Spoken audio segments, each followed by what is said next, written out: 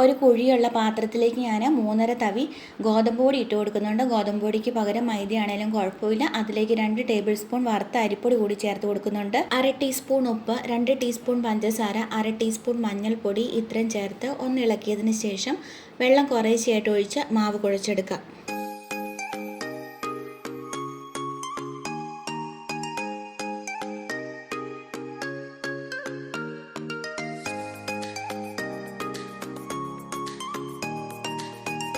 ഒരു തിക്ക് ബാറ്റർ ആക്കിയതിന് ശേഷം 2 മണിക്കൂർ നേരത്തിന് റെസ്റ്റ് ചെയ്യാൻ വെക്കുക.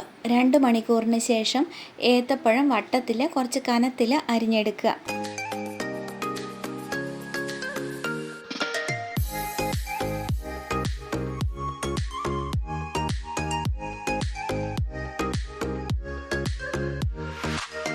അതിനുശേഷം റെസ്റ്റ് ചെയ്യാൻ വെച്ചിരുന്ന മാവ് ഒന്ന് ഇളക്കി കൊടുത്തിട്ട് ഒരു പാൻ ചൂടായ ശേഷം കുറച്ച് എണ്ണ ഒഴിച്ച് കൊടുക്കുക.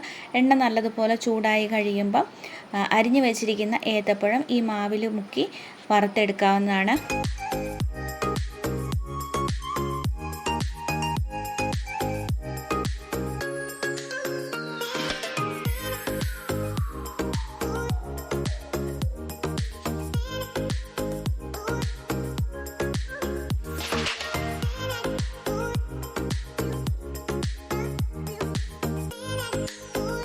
ഒരു സൈഡ് മൊരിഞ്ഞു കഴിയുമ്പോൾ മറിച്ചിട്ട് കൊടുക്കുക.